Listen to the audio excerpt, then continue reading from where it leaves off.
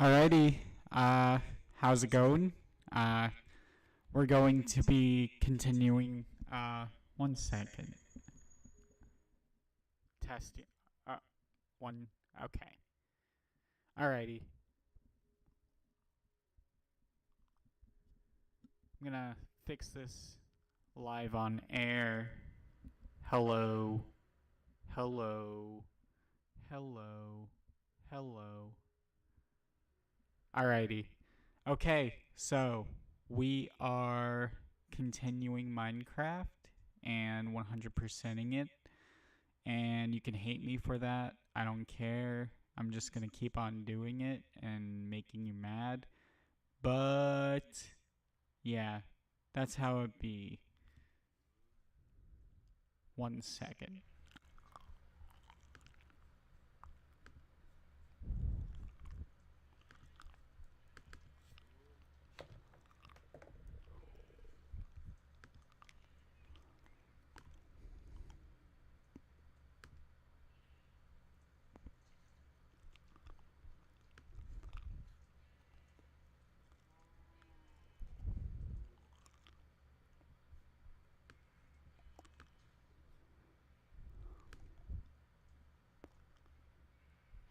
Ugh, that's gross.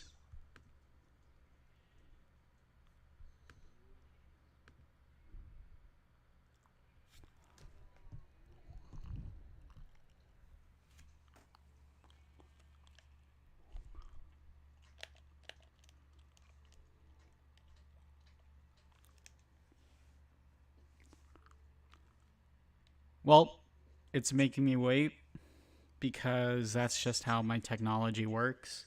And it's actually hell spawn, but I have to deal with it every day.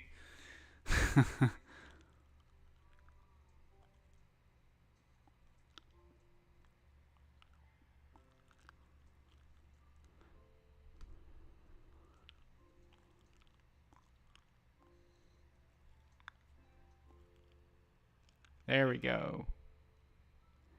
So, in this world, uh, we killed the inner dragon, but I'll show you. 1 second.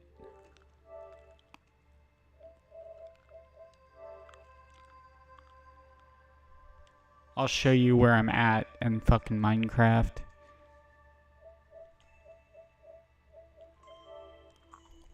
85% done.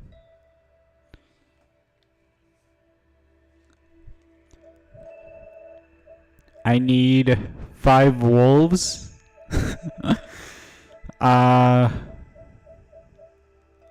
16 colors with a U of wool.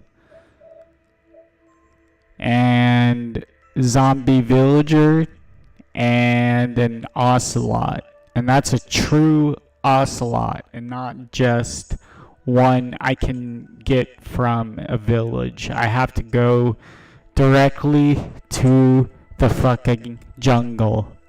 That's gonna be fun. But hey, we'll get this sexy ass platinum. Awarded all trophies. Let's go.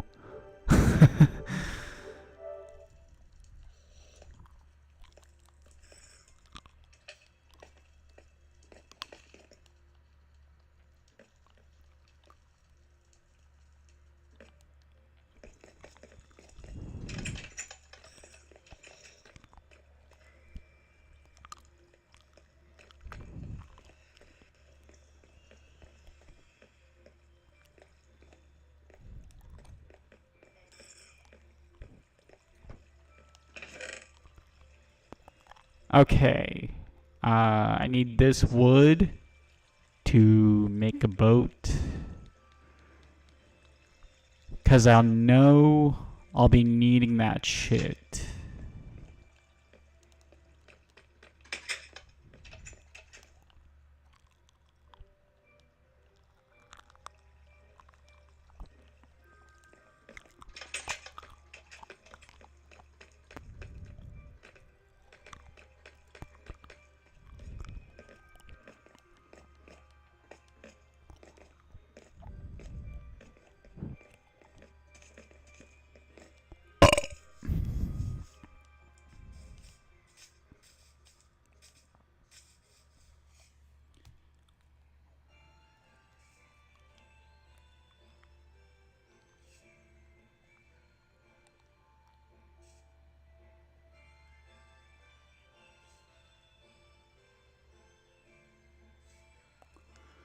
1 second. Actually, before I'm retarded and go without a bed, I'm going to make a bed. Because it gets dark and bad things come out at night in the dark.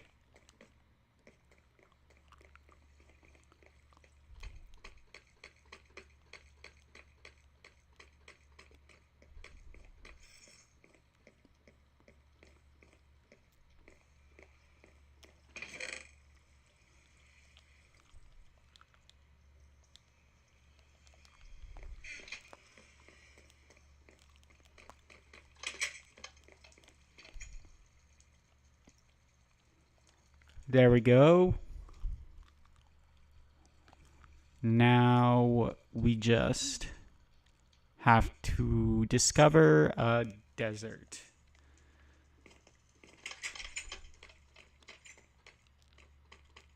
Which could take a hot fucking minute, I will say.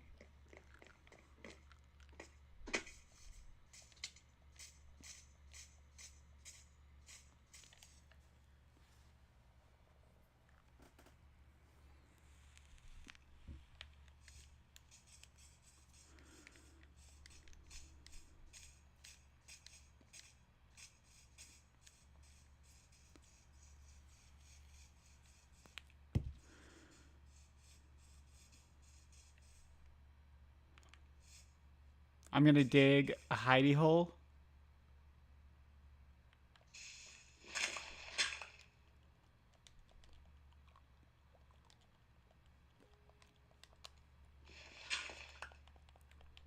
Boop. And then I'm going to do something.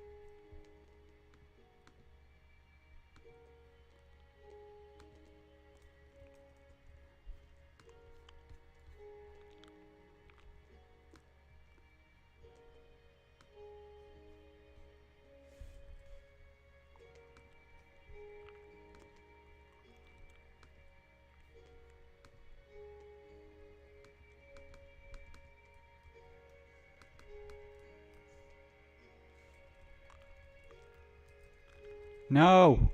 What the fuck? Command C.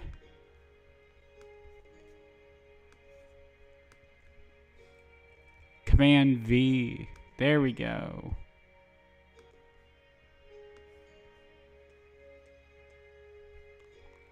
Alrighty. Now I have chat.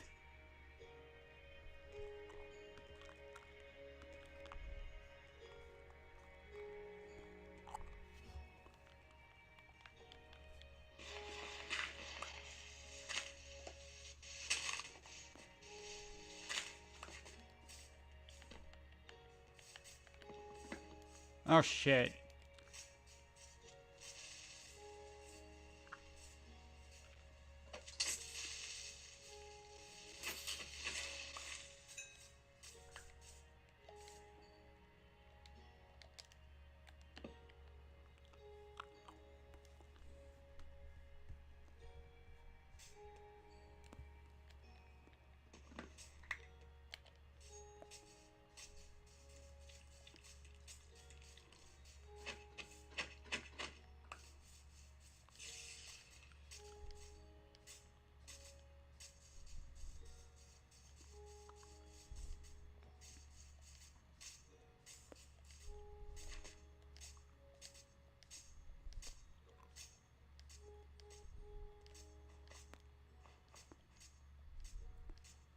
Oh shit, I think I see a desert. Maybe.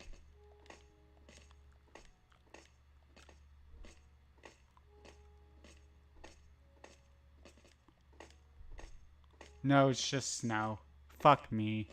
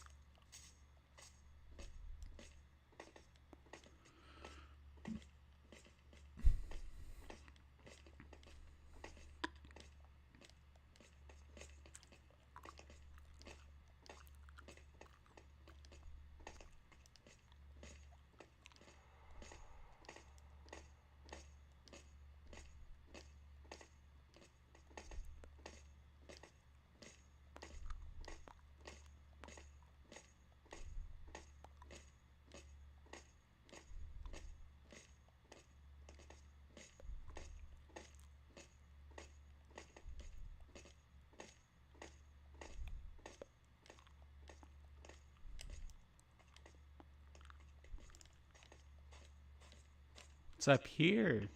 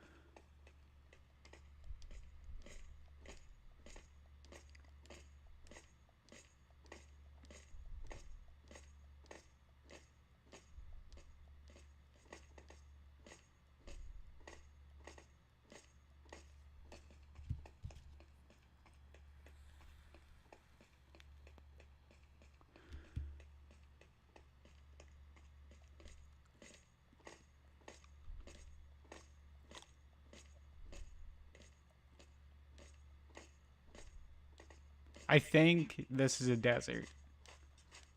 Maybe. No.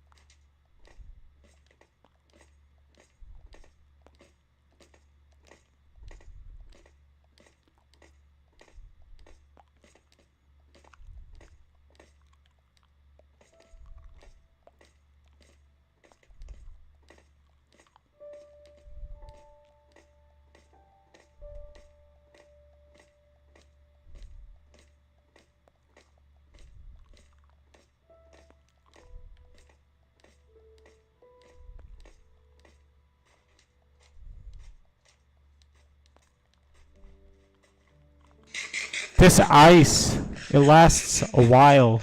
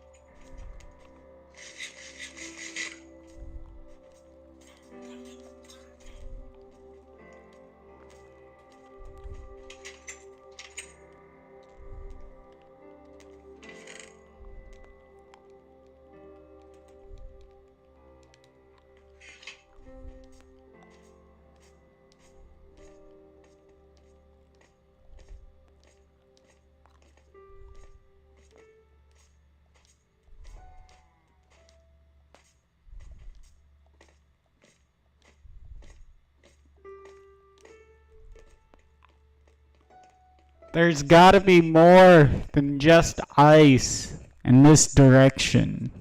I need to find it.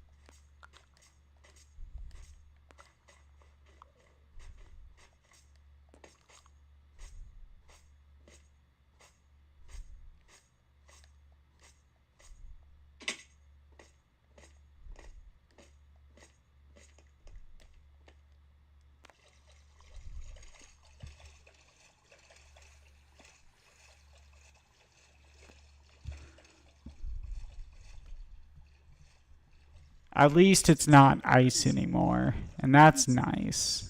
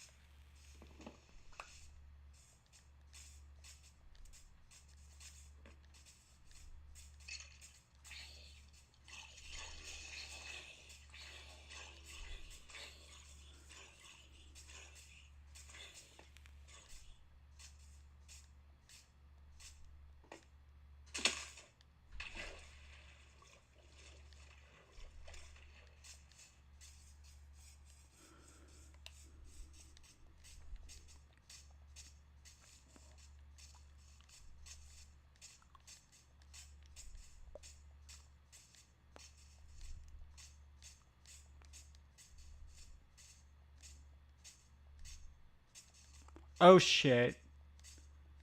Desert spotted. Finally. I went pretty far out.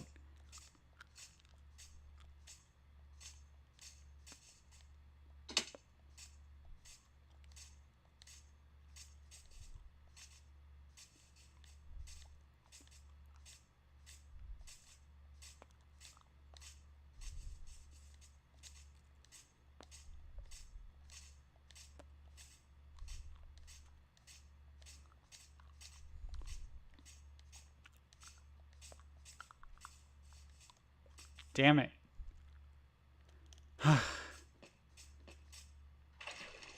At least there's a village. I need cactus, and I don't have cactus.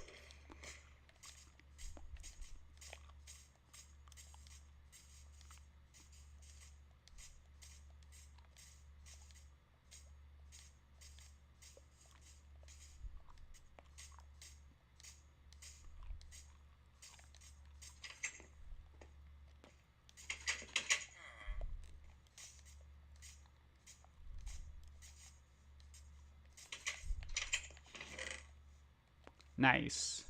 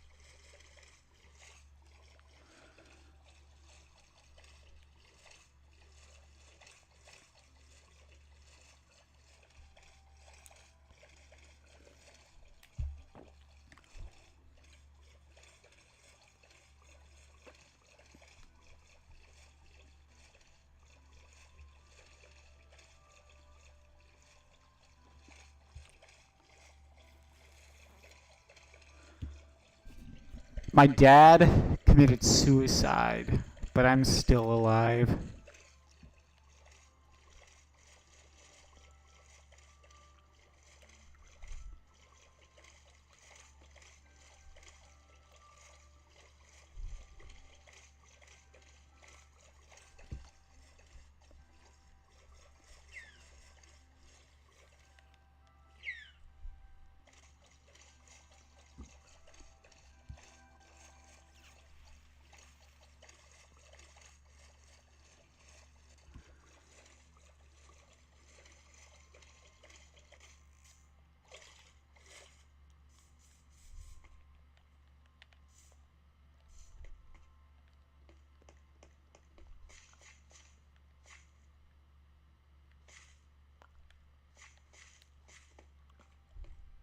Bruh.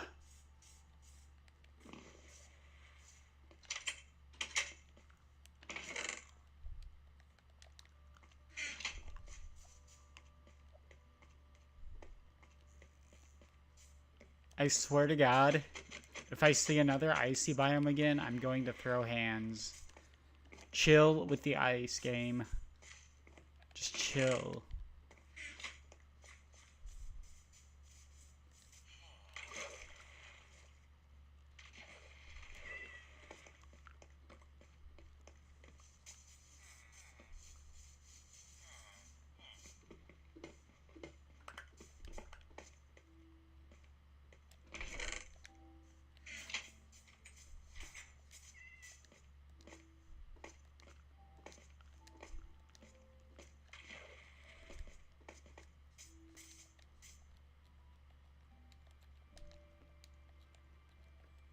It's gonna take so long to get back just for like a cactus or two.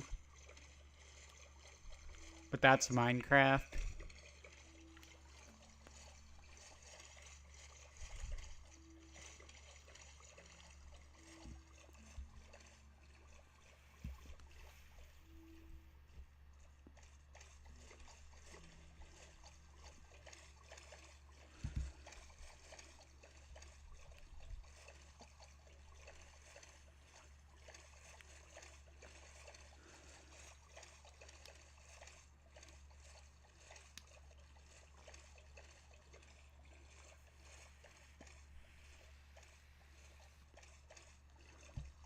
Why is it just ice? Give me something more, game. Game.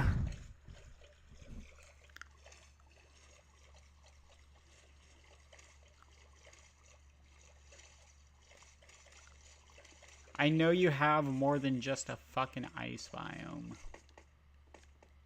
That's all I'm getting over here. I'm gonna embrace it.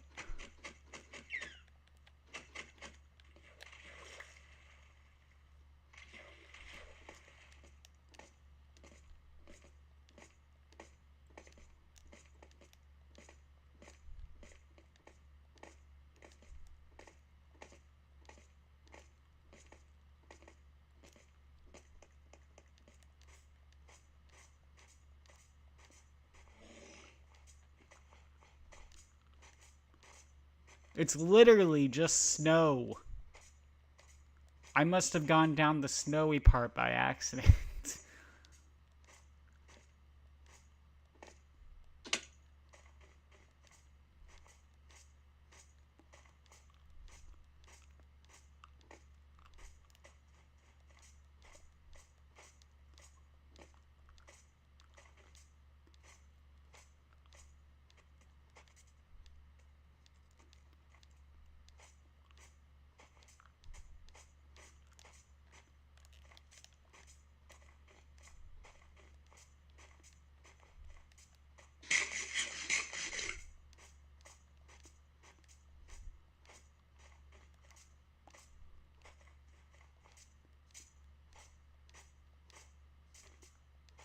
This is actually comedic. I've never seen, like, this many snow biomes all together. Like, what's wrong? Was it just nuclear winter in this part of the world?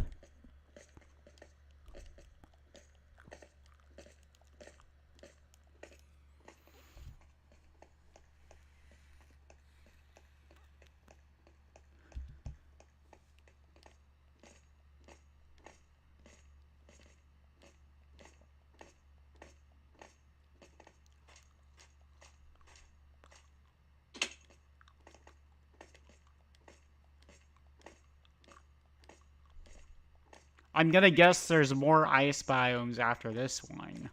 Just to be on the fucking safe side, because holy shit.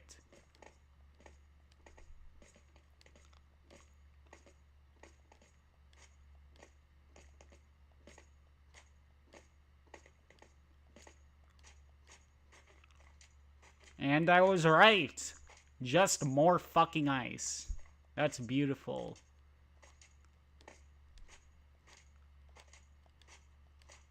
Holy fuck.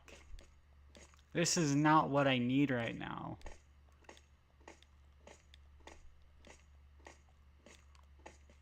I need something better than a fucking ice biome. Minecraft. But I'm gonna guess that's what you're gonna keep on giving me.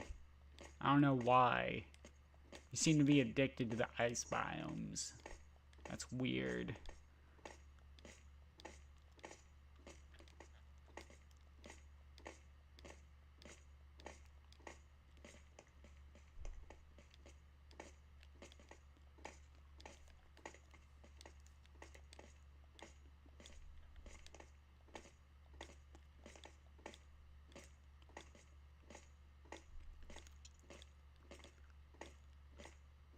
Ice, ice, baby. Ice, ice, baby. I didn't know it was just gonna be an ice episode, but I guess so.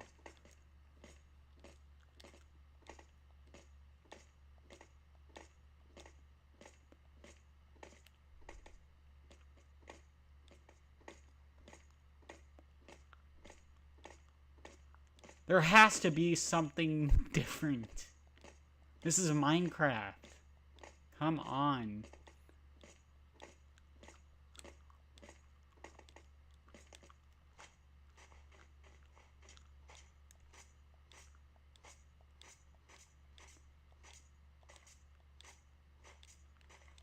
Like, why do you have to travel like 10 miles through a desert of snow Just get to the desert that you actually want to fucking get to.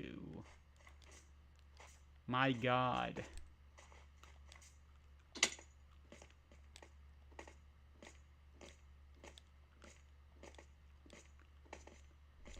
I literally didn't expect just fucking ice.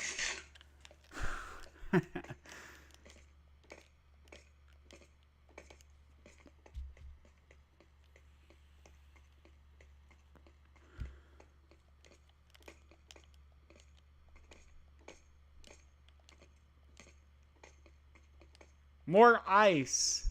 What a fucking surprise. Let's get to, like, why is there just ice?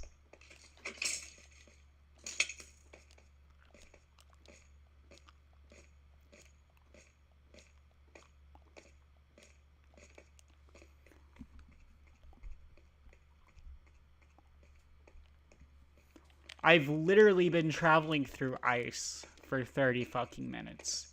What the fuck, Minecraft?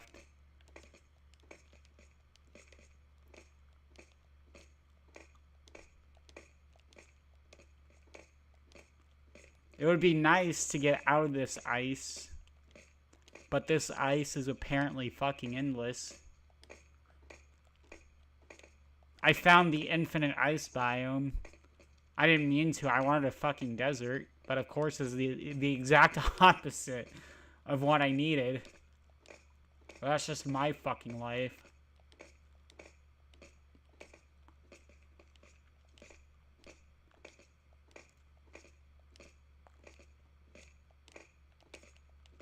It's so funny how it's literally just ice.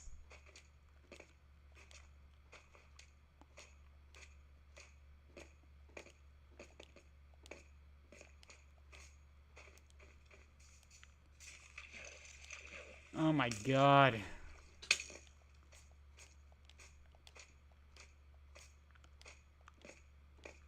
This is why I brought a fucking bed.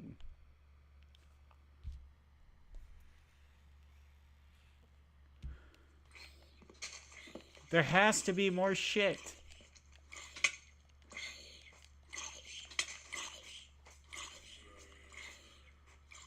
I hate these icy tundra biomes. I just hate them. They're useless.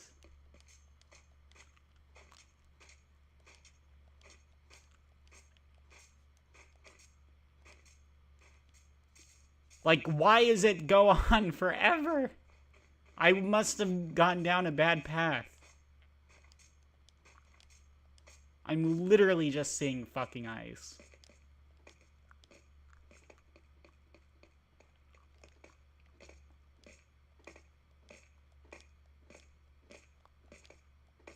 What the actual fuck?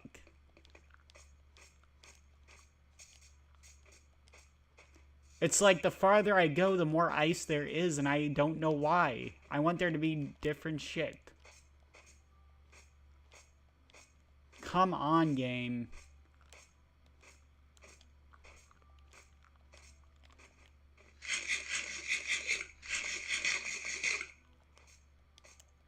I know you can do better than this. Fucking Minecraft. I know you can do better than just fucking ice. All the fucking time. Literally, what the fuck? This is crazy. It's just ice biomes in this one direction.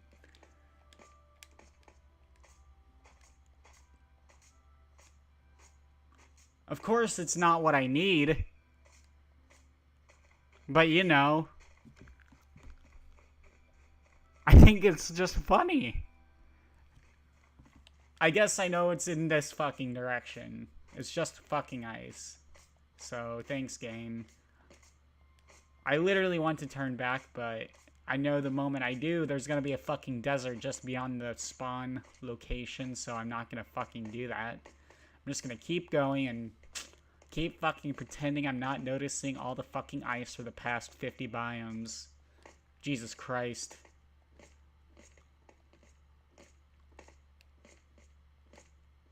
Like, why isn't there more biome variety? You know? I could have gotten an annoying world where it's just this, but yeah.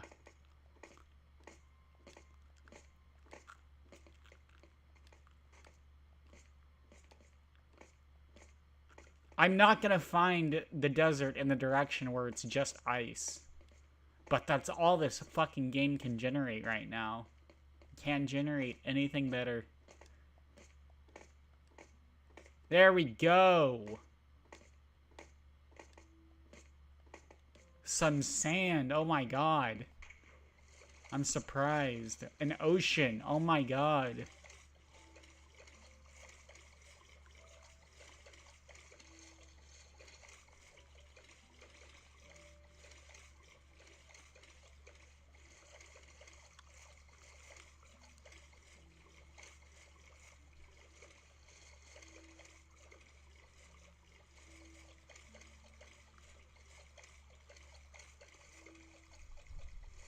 I didn't know finding a fucking cactus would be this hard.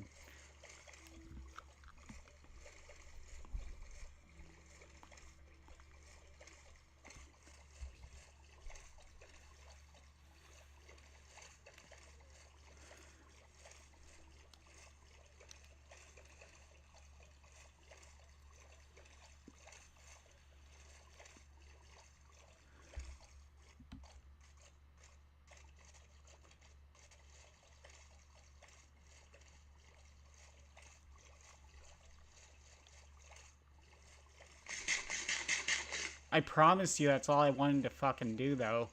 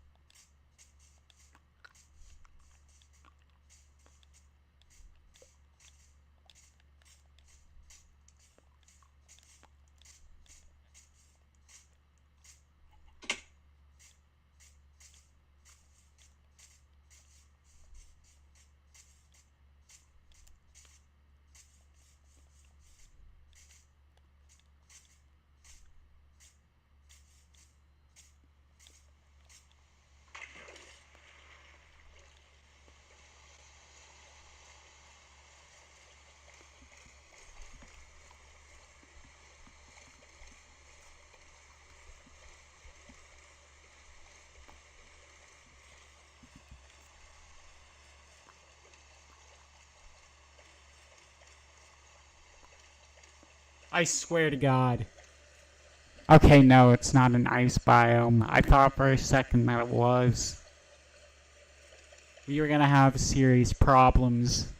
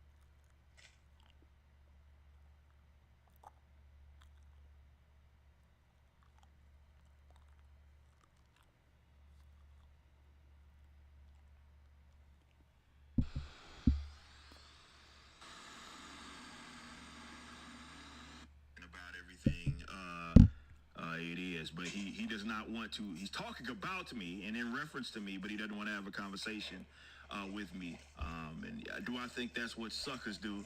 Absolutely, 100%. But again, he's not under any obligation to do that. He said himself, "Oh no, thanks."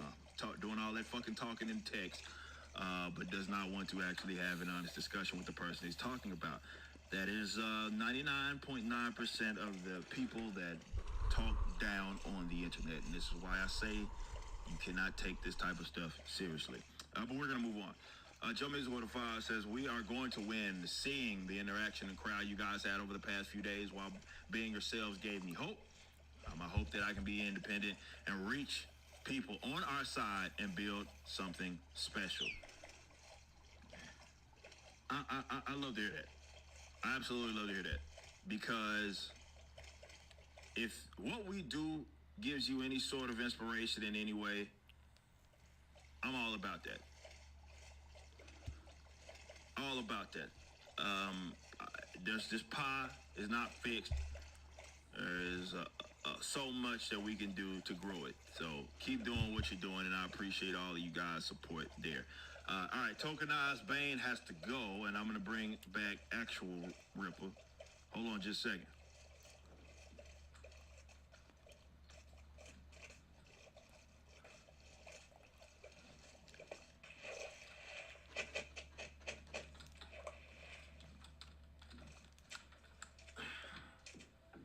All right, hold on just a second.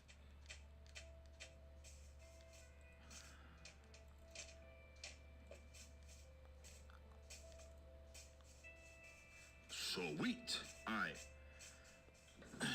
So we do have another thing that I want to get in and discuss. I want to make sure first I get through all the super chats. I did. Appreciate it. You guys are insane, man. All the support that just coming through today is unbelievable. Or in the words of Junk, absolutely amazing. Thank you. Thank you. All right. Continuing on with the topic that I want to discuss. Everybody, I think, that is kind of involved in the entertainment space and wants to continue to, I mean, it's going to go in the direction that it goes in regardless, but it's something to keep tabs on. It's cultural information. It's a lesson on what not to do. And it does signify sort of a cultural shift. People will put up with so much and then they won't. Simple as that. There was this character that you can tell Marvel didn't actually believe in, but they wanted you to believe in. I knew she was coming. I called it when around the time she was created. And as the Marvel Cinematic Universe grew, I said this character was going to be appearing in the Marvel Cinematic Universe, even though they're not really interesting. The fans have rejected them to a degree. It's probably just a side character at best. But they rejected them to a degree and they won't buy their books. No matter how many times there's a reboot, it's just not really anything that's interesting. However, you can see how the push that Marvel gave to these characters, because Marvel is not in the business anymore of like, it's one thing to put something out there, the audience is interested in it, and then that expands into something bigger. Maybe you give that character who was introduced as like a side character in their own book, like that type of stuff. That's not what's done anymore. Now it's a lot of, okay, we're going to demand that you like this character. And that's it. Whether you want it or not, doesn't matter. Like Captain Marvel, it happened with Captain Marvel, the constant reboots of Captain Marvel. It's happened with Miles Morales in the past, in the books, no matter how you feel about the Spider-Verse stuff. And it's happened with the character that we're going to be talking about today, Stretchy McGee, also known as Kamala Harris Khan. And and it's not to say that, you know, when it crosses over into the live action, it's going to be a reflection, a similar reflection. Most of the time it is. Sometimes you'll get the anomaly where it didn't necessarily work in the books, and then it's going to be a big hit out of it. Like normie-centric stuff, I can see that where that trajectory is not the case. However, for the most part, it's a test run. It's a trial run with the comics. You can gauge interest and you can see if this is going to be something that is going to have a bigger following. They tried to do it with Kamala Harris Khan, and it did not matter. It looks like Miss Marvel suffers poor viewership versus other MC Disney Plus shows. They couldn't stop telling us about what this meant for diversity and representation. You can tell they didn't believe in this character by the fact that they had to change everything about her, despite having already introduced the Inhumans. They had to give her this nigga bands. I have to say that properly because some people think I'm saying something else. They actually called nigga bands. Those were a thing. If you understand Captain Marvel, OG Captain Marvel, as well as Quasar, you know exactly what those are. That's basically what it is that she has. She has cosmic bands that allow her to do certain things. We've seen them be attached, however, to characters that are not her. But they didn't have her have the stretchy McGee powers. Instead, she has these cosmic sort of powers that are existing from some band, armbands. If that ends up changing going into the future, we will see if she does end up becoming Stretchy McGee. With that being said,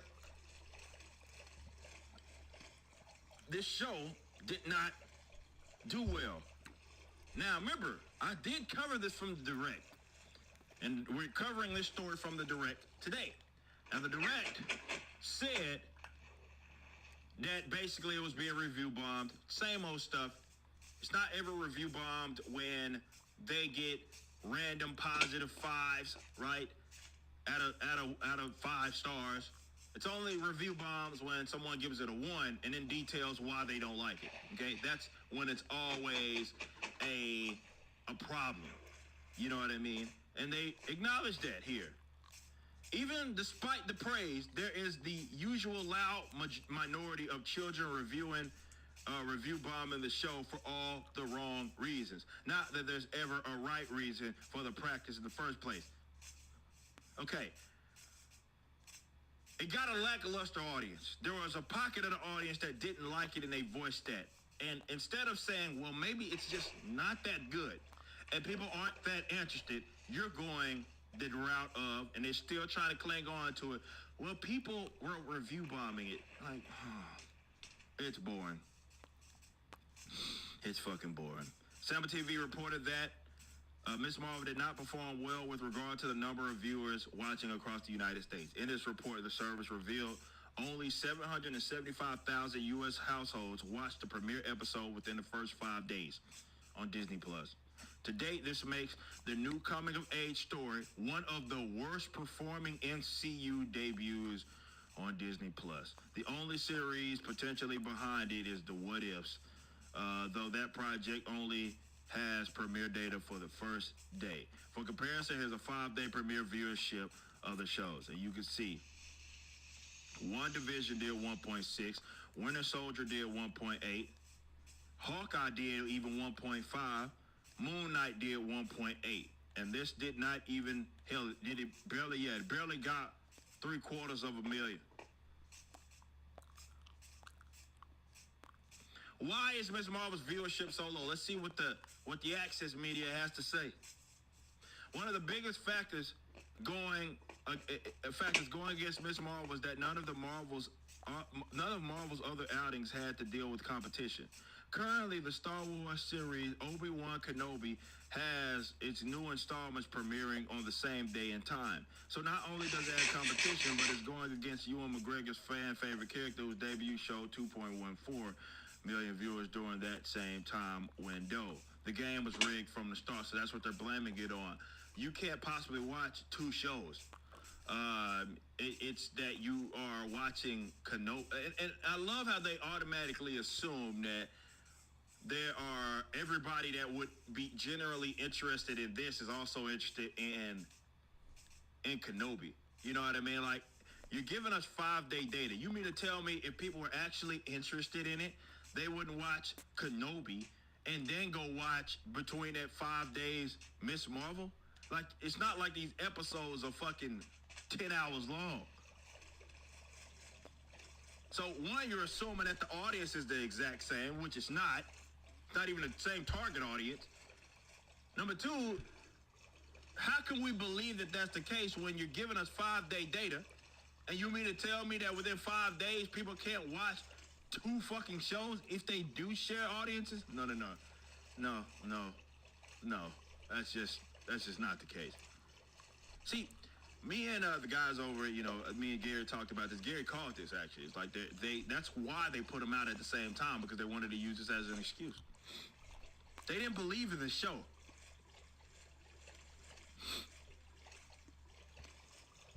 They didn't believe in it. They never believed in this show. This was something that seemed to be, it was forced. I don't know who it was, Top Dog, whoever was like, we have to have this character appear, whatever. But they didn't generally believe in it. Maybe they did at some time have it was somewhat believable, but then once it got to a point to where it was getting closer, maybe they were filming it, they at some point realized that, okay, this is not going to do nearly to the degree that we anticipated. We got to try to salvage it in some way, and that's what they're doing. There you go. So we got Buzz Lightyear, dead on arrival. Miss Marvel was dead on arrival. Call both of those, by the way. And no, I don't just say any book, any show is dead on arrival. That's not what I do. It was DOA from the start. So this is my thing. No matter what it is, with something that people use their disposable income and time, which is disposable income, is just the most valuable resource. That's all that it is. That is earned. I know a lot of mega corporations like to think that they're owed that. So when it doesn't go wrong, or when it does go wrong, it has to be something else in the mix. They can't ever concede sometimes, let's say that people had very good reasons, not because of racism, of course, but very good reasons as to why they would not give a company their time and money, okay?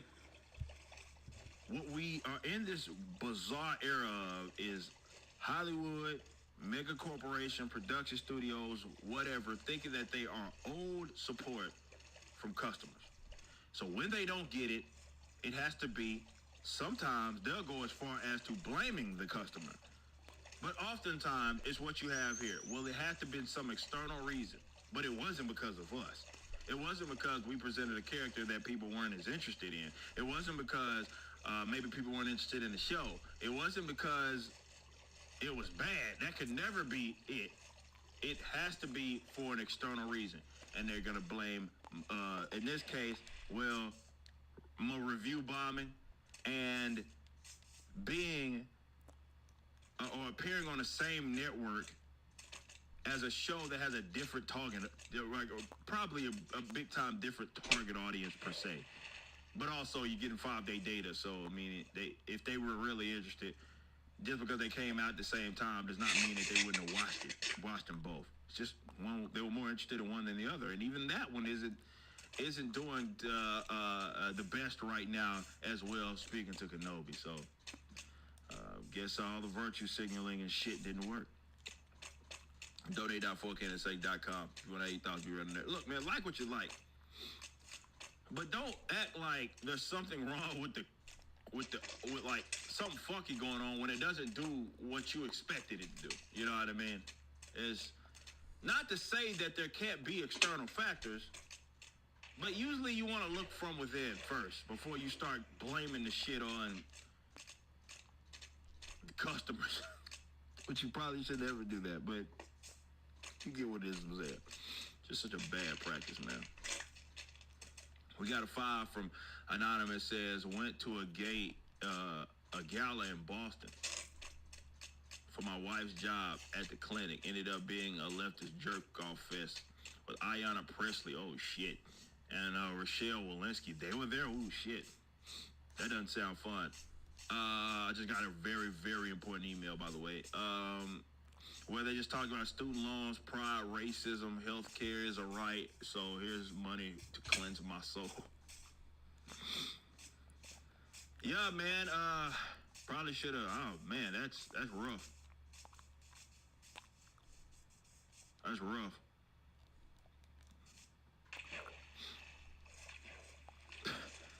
appreciate that, Anonymous. And your soul, consider it cleansed.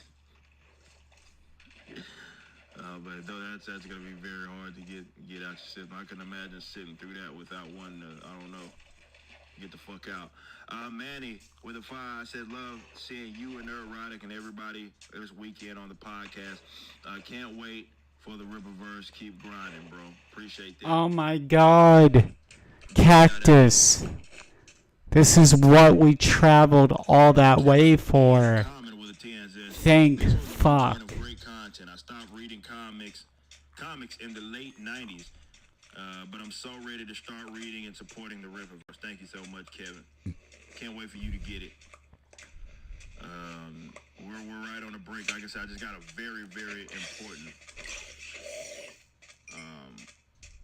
important message that looks like it has attached some things here, some things that we need regarding the. I got my proposal, which is all I ever asked. To get all of this stuff. So I'm very excited for this. Getting the racking system and all of that. I'm very excited for that. So, yeah. I'll look into this, see what information is there, and we'll kind of go from there. But I got to bounce. I will be on the news and why it matters later today. You need to check that email, though, before I leave. You guys are amazing. Thank you guys so much for all the love shown and everything. But I got to get up out of here. Until next time, y'all be easy. Peace out. Get your workouts in. We'll see you later. Bye! That's going to do it for today's episode of For Canon's Sake with Eric July. Be sure to keep it locked for the best mix of comics and, of course, social commentary you'll ever hear. Okay, I know how to make this fucking intriguing. Why haven't I done this before? I'm just a Dumbo. We're listening to Comics Explained. What's going on, guys? This is Rob, and we are back with another episode of our Beyond Omega Level series where we talk about the most powerful characters in comics. And the inspiration for today's video comes from a viewer with the username Waffy, who commented that they're still waiting for a Beyond Omega Level video on Impossible Man. So today we're going to bring that waiting to an end. I do love that name. I do love the name Waffy. So here's what you're going to do. You're going to send me a DM on Twitter, and I'm going to send you a Rob Core ring. So Impossible Man was created by Stan Lee and Jack Kirby and first appeared in Fantastic Four number 11 in 1963, which Stan Lee claimed was the worst-selling issue of the Fantastic Four of all time. I don't know if that's true, but I will take Stan Lee's word for it. It just makes good sense. So Impossible Man comes from a planet in the 10th galaxy called Pop-Up. And Pop-Up is an extremely volatile planet, constantly changing in ways that make it more dangerous. So the citizens of Pop-Up, which are of course called Pop-Upians, they have to be highly adaptable in order to survive. So they are rapidly evolving to meet their ever-changing demands on the planet. Now, when we first meet the Impossible Man, he's on a vacation to Earth, which leads to him crossing paths with the Fantastic Four. But Impossible Man is presented as a comical antagonist instead of a straight-up villain. So he doesn't really try to destroy the Fantastic Four. He really just tries to annoy them, and he's actually really successful in doing so. The Fantastic Four, of course, realize that they're powerless to stop Impossible Man, so they figure out the only way to get him to go away is to simply ignore him. So they convince everyone else to ignore him as well, and then he just leaves Earth because he finds it too boring and vows to never return. Impossible Man has been used pretty sparingly since then, which is to be expected for a character who is used almost exclusively for comedic effect. And in fact, he doesn't show up again for 13 years, next appearing in Fantastic Four number 175 in 1976. Now in this issue, the Fantastic Four are engaged in one of their mini conflicts with Galactus, and it's resolved when the Impossible Man shows up and disguises his home planet Pop-Up as a moon, which Galactus eats. Now, Impossible Man explains that basically all of his people had merged themselves into one hive mind and were contained within himself. So the extra bodies were all superfluous. So they disguised themselves as humans, so Galactus would basically eat the planet. And when he ate that planet, it gave him a case of terminal indigestion. Not even lying. Not even lying to you guys. That's exactly how it's written. So, in the next issue, Impossible Man goes back to Earth with the Fantastic Four, and he learns what comic books are and decides that he wants to be the star of his own comic book. So, he begins mimicking the powers of many Marvel superheroes, such as turning himself into Captain America's shield, or giving himself Cyclops' optic blast, turning his arm into Mjolnir, or my personal favorite, giving himself the little wings on Namor's feet that allow him to fly. I love those little wings. They're adorable. He goes to the Marvel's offices and starts demanding that they make a comic book out of him. And when they refuse, he starts destroying stuff. Now, eventually, the Fantastic Four show up and try to convince Stan Lee to make an issue about the Impossible Man. And he initially refuses until the Thing literally threatens to punch Stan Lee. Now, once they leave, we see Roy Thomas and George Perez, who are the writer and artist of this issue, ask if they should get started on that issue. But Stan Lee simply tells them that Marvel doesn't have time to make comics about such a ridiculous character. And as he says this, he's standing in front of a poster of Howard the Duck. So this is all kinds of meta commentary of Marvel breaking the fourth wall and just poking a bit of fun at themselves. But after this, the Impossible Man actually stays around for quite a few issues and helps out the team while Reed and Ben are trapped in the negative zone. Now, as for his powers, his primary ability is that he can rearrange the molecules that basically make up his anatomy to take on any form he chooses. Not only can he copy the shape of anything or anyone, but like I said earlier, he can also mimic the abilities of superpowered individuals, like he did with Cyclops and his optic blast. And he also mimicked the powers of all four members of the Fantastic Four, Magneto and Wasp. Fuck that. Imagine if I lost it. Oh my god. Changing his size and his shape. He also is able to change the composition of his body to differing materials, such as changing into a sheet of solid steel or becoming one of the galaxy's heaviest materials so that Ben Grimm cannot lift him. He can also change his state of matter to liquid or gas if he chooses, and when he decided to become water, he was able to extinguish the Human Torch's flame. Now, he also has repeatedly demonstrated an ability to duplicate himself, and even created a wife and several thousand children for himself, which all have the same consciousness, and has claimed that he has the capacity.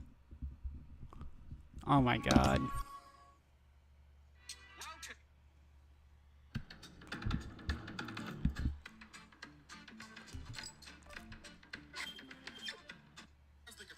To create 9 billion unique beings. Now, although Impossible Man is not known for his fighting ability, he has been able to hold his own with some pretty heavy hitters. The reason for this is not really due to his offensive capabilities, even though he had knocked the Thing through a wall after he transformed his fist into Mjolnir, but because of his insane durability. He's been punched by the Hulk without being injured, and even recovered from an attack from the Molecule Man, who's one of the most powerful characters in the Marvel Universe.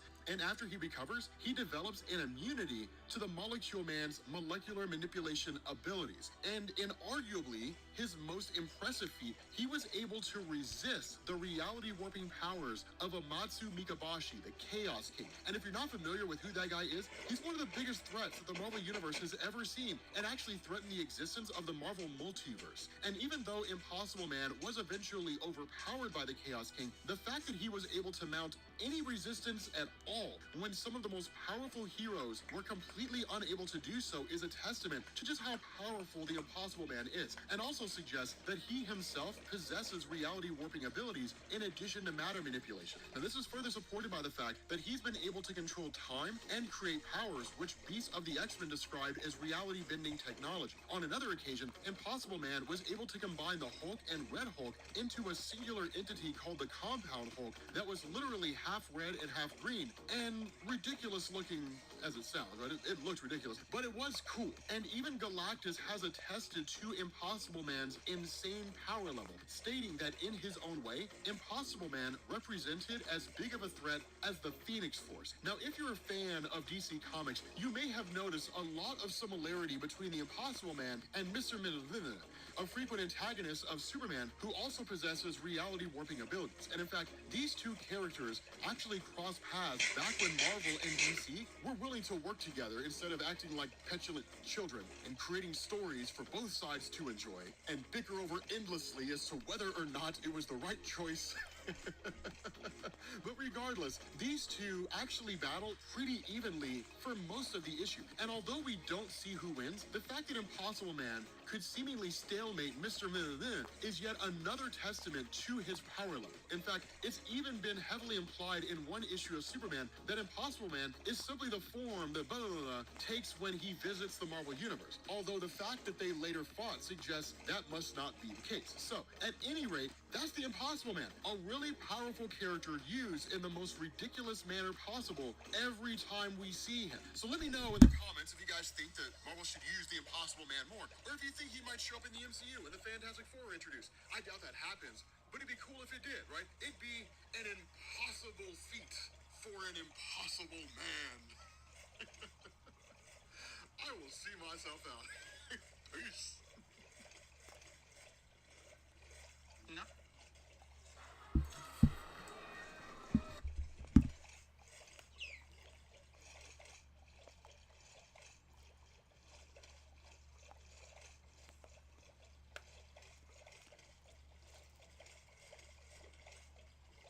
So, how can I help you today? Me? What's going on, guys? This is Rob, and a lot of you all have been asking me to Fuck cover me. which is basically the continuation of the Boys series, not in the traditional sense. Two things that I want to make clear here. The first is that this will have spoilers for the Boys. So if you don't want to have anything spoiled for you, then as much as I hate to say it, turn the video off now. Granted, this is spoilers for the Boys comic, so the TV show may be entirely different. There's a few things about the show right off the bat that look like they're different. What they're going to do with Black Noir, I don't know. I'm kind of hoping we get the comic book thing, but I don't know if we will. But regardless, that's the whole thing there, right? So you may end up getting some spoilers here, just FYI. The second thing, if you are a parent and you hear me talking right now, do not let your child watch this video. Because this is not for the kiddies. I've done my part now.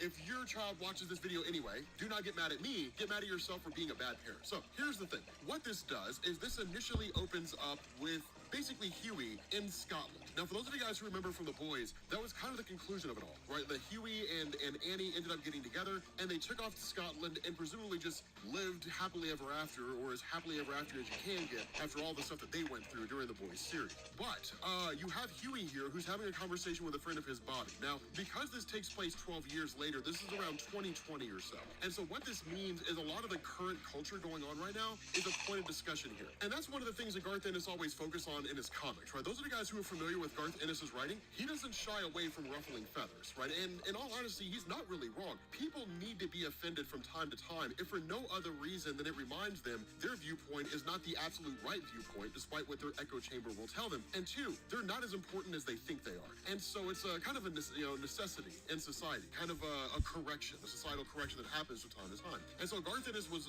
always a proponent of that. And one of the first things that he talks about here is, again, like this idea of woke culture. And it's kind of funny because you have this conversation between Huey and his friend Bobby, who's a transgender woman. And the idea of woke culture from Huey's perspective is he's like, it's a load of crap is what it is, right? It's just white folk inventing ways to feel like they're making a difference before they screw off to the suburbs and start, spitting out a whole bunch of kids, which is kind of true. We as a society, as people, we come across things that we deem to be absolutely important, right? Especially in our 20s. We're like, this is an exceedingly important thing. And then a magical thing happens. We turn 30 and we have kids, families, we have a house, we've got bills that need to be paid. And suddenly those things that were the most important things ever, because there was really nothing else that seemed as important, stop being important because we have other things that are more important, right? It's just kind of the way things are. So again, it's just one of those things that go on with society as a whole. But they kind of debate back and forth. One thing to understand, do not misconstrue the relationship between Huey and Bobby. I don't know why I called him Huey. Let's call him Hoey from now on. Do not misconstrue the relationship between the two. I am not from Scotland. As I understand it, like friendly conversation, friendly banter between people from Scotland, we in the States would consider to be kind of offensive, right? Because we're so soft as people. Out there, they're a lot more intense, right? They are a lot more just kind of whatever, just tell you what's on their mind, that kind of a thing, more brash in their conversation style. So while we may look at it and say, damn man, those guys must hate each other, they're being dicks. The reality is that it's just kind of how they conversed amongst each other. And honestly, I take Garth Ennis' word for it. As far as I'm aware, he is Scottish. so he's kind of rooted in that culture, which is why he's able to write the characters in such an interesting way. But one of the things that happens, of course, with Huey being a friend of Bobby, and while it is really more of just a general conversation, kind of friendly banter back and forth, really more of a debate than anything else, when they get to the bartender, that guy is a prick. He's like, dude, I hope you guys, I pray every single night you guys catch COVID-19 and die. I hope you get cancer of the dick. It's just like, dude, this guy's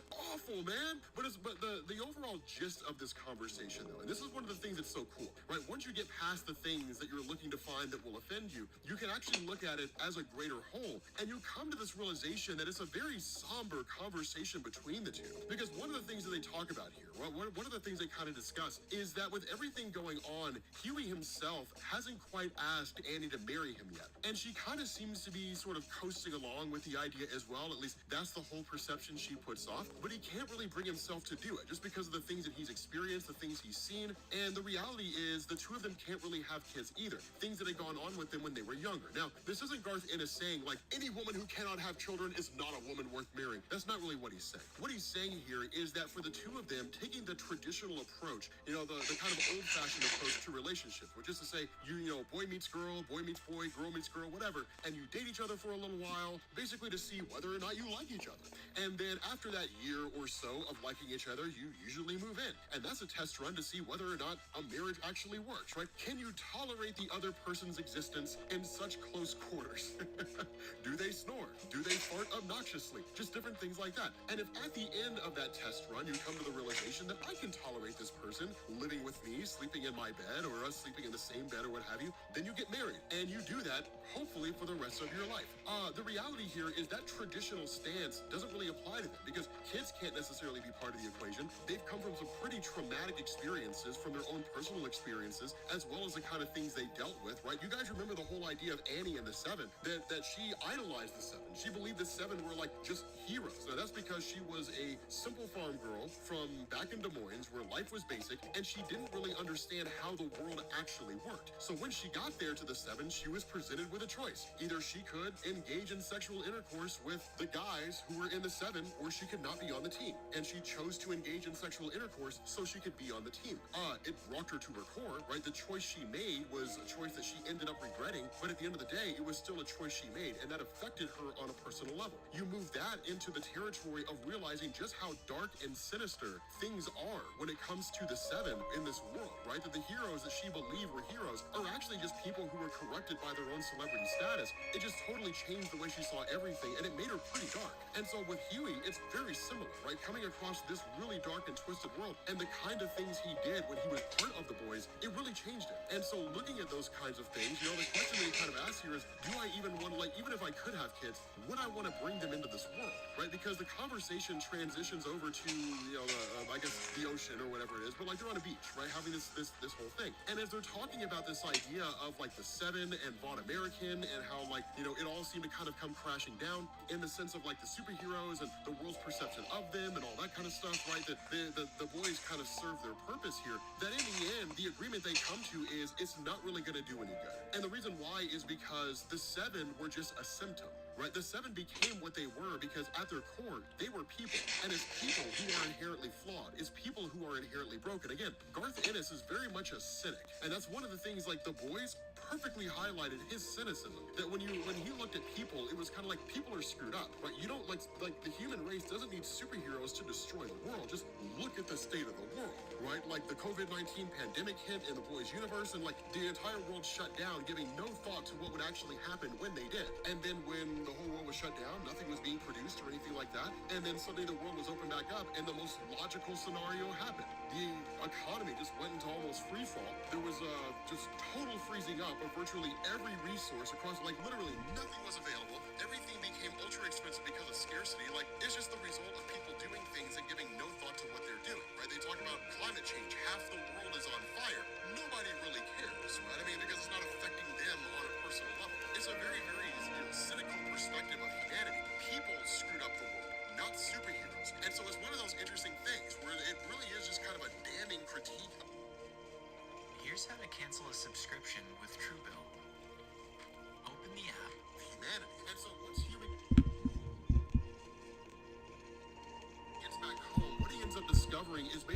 package that's been delivered to his house. Now, of course, he ends up going and sitting on the john, as we all do, right? You know, whether it's our phones or books, whatever the case is, reading material. It's necessary. I don't know about you guys. Sometimes I sit so long that my leg goes numb. So when I stand up, like I feel like I don't have a leg.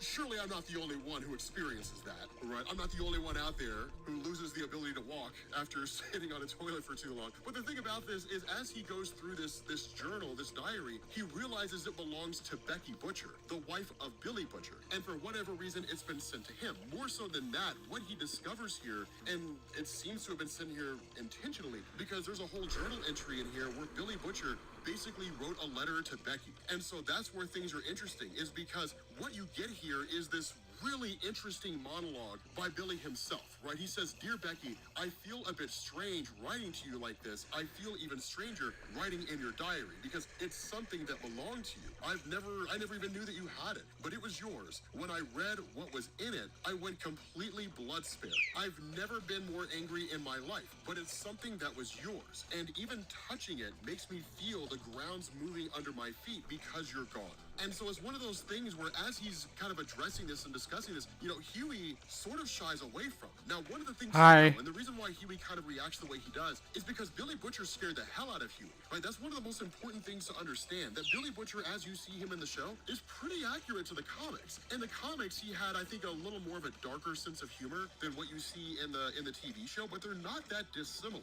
And unlike Huey, as you see him in the TV show, sure, he's got conviction and he's got a kind of strength of character. In a lot of ways, Huey was very, very cowardly. Not in every way, but in a lot of ways. And what this meant was that Billy Butcher, just being this dominating force over Huey, in a lot of ways scared the hell out of him. So Huey's PTSD comes just as much from Billy Butcher as it does anybody else. And reading this diary of Becky, this letter that Billy Butcher wrote to Becky, kind of scares Huey, because it's like, well, what if Billy Butcher catches me, right? Because Billy Butcher was always there, always kind of lingering around a corner. He would show up when you would least expect it. So that kind of fear still sticks with Huey in a lot of ways. And so what he says is, he says, you know, people, of course, would be surprised to learn that I could read and write at the same time. He says, but you would never have said anything like that, right? You were the only one that really and truly believed in me, God help you. He says, you were the only one in the whole bloody world I could talk to, and you still are, because this is the only way that I can think of to do this, because I think maybe you're not gone. You know, he says, I know that you're not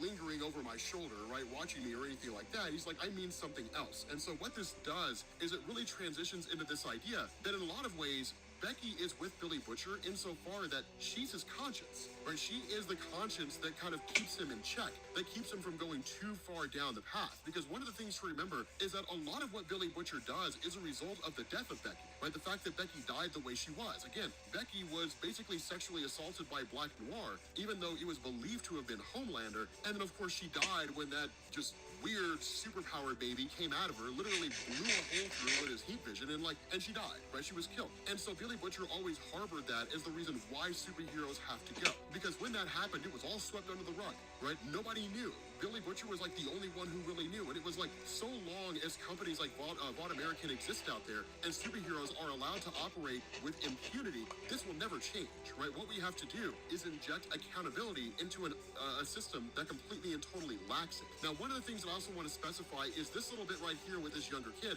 This takes place before Huey comes on the scene. So this is kind of that period, that interim period, following Billy Butcher's desire to basically destroy the superhero community, or at least bring it down, and before Huey joins in. So we're talking about the history of Billy Butcher here. And one of the things that we get is that they basically tracked down this younger kid. Now, we will find out exactly what's going on with him. We'll find out why it is they're here in the first place. But quite literally, one of the things to remember is that The Boys was brutal. For those of you guys who never read The Boys comic, we did the uncensored version on Patreon, but we did the censored version here. Even the censored version was kind of stretching it a little bit. The uncensored version was insane. But when it comes to The Boys themselves, it was a brutal story. The way in which they would go after heroes, right? The way that they would blackmail, whatever it is that they had to do, they didn't care. It was whatever it is they needed to do to get the information they wanted, or to take out whoever they needed to. This is a perfect example of that, because what happens is this tongue gets pulled out of this mouth and is literally held in place by the female, and then Billy Butcher with the razor blade cuts it off. And so obviously right off the bat, you know that like this kid's power has to do with his ability to speak. The way that this is kind of explained to us is that while they're sort of going back and forth and having this discussion, Billy just, of course, is always being Billy, right? It's always like, okay, so like, we've basically taken care of this kid. What's the next one, right? What's the next target, Mallory? Like, again, Mallory leads the team at this point in time. That's one of the things to remember, is that by the time the boys series had picked up, Mallory was out of the picture, and it was just Billy Butcher leading the boys. And in a lot of ways, that's where things kind of went off the rails, that Mallory was able to provide a direction for the team. Like, here are the people that we're going after, we're doing it strategically, and each and every person that we target, it serves a greater purpose. When Mallory was out of the picture, and it was just Billy Butcher leading the team, it seemed all bets were off. And Billy's just like, we're hitting every last one of them, right? All I care about is achieving that particular goal. The kind of finesse that Mallory brought to the scene, the sort of organization and structure that Mallory had, was completely lacking. And so that's why the boys team under Billy Butcher seemed more chaotic. It seemed more just kind of all over the place, no real rhyme or reason, no structure, organization, or anything like that. And under Mallory, it was a lot more organized and structured. And so again, Billy Butcher just kind of being Billy Butcher here, what we find out is this is all a front, right? This is all kind of a facade to a degree, right? That what happens is, like, in the midst of all that you end up having this kid who basically starts just shouting this word. Now, obviously, with a lack of a tongue, it's difficult to make out. You can put the pieces together. If this kid had a tongue, he'd be saying Shazam. So obviously, this is a play on Billy Batson. That's one of the things to remember for those of you guys who never read The Boys. All the various depictions of the superheroes you see are pastiches of existing superheroes. It's basically Garth Ennis answering the question, what if, like, Superman and Wonder Woman and The Flash... I'm gonna grab a drink really quick, but I'll be right back. Right, that sort of a thing. So obviously this kid is just trying to say Shazam but doesn't have a tongue. His powers don't work. But you switch back over to this letter that Billy's writing to Becky, and he says, so I'm standing there looking at him or it even, I don't know, I don't really see people with powers as being people anymore, but he says, I'm watching it stand there and spit and just trying to kill us with how much it absolutely hates us. And I'm thinking, yeah, this is them, right? This is what superheroes are actually like. This isn't what the bottom, what Bottom American shows the world. Joe Average's perception of heroes, right? The positive slant. This is who they really are, right? This is the version of heroes, how these people actually are that only me and the boys really know about. And he says, this is what makes it easy for me. He says, but the next thing I know, I'm thinking of something else. And this is Becky basically coming in as kind of the conscience of Billy Butcher. And he says, there's no way I'm going to say this to Mallory and any of the other boys. But no matter what he's done, no matter that he says his stupid bloody word and gets 5 times bigger and then basically just starts assaulting people in a variety of different ways, he's still just a 10-year-old kid. And I know why it is that I'm thinking that. And the reason why he's thinking that is because that's Becky.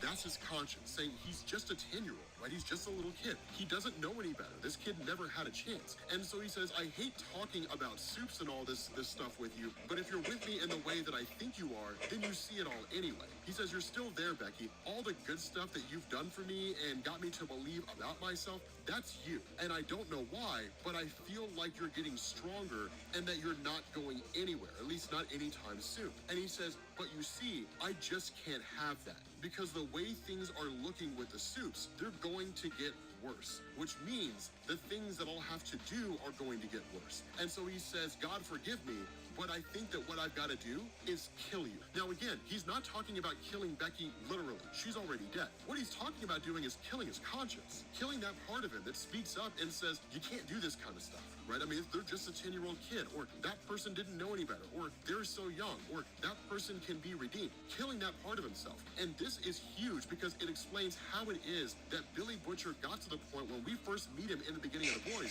where he spares no morality when it comes to superheroes, where he's like, they're all the same. Every single superhero out there is the exact same. They don't get any benefit of the doubt. They don't get any kind of morality or anything like that.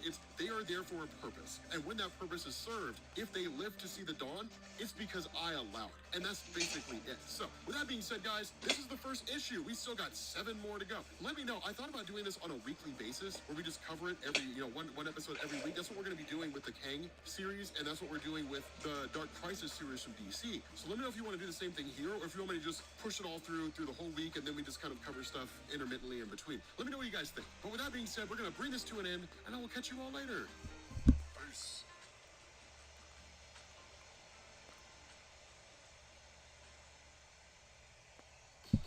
Audible is the best place to listen for everyone. For story people.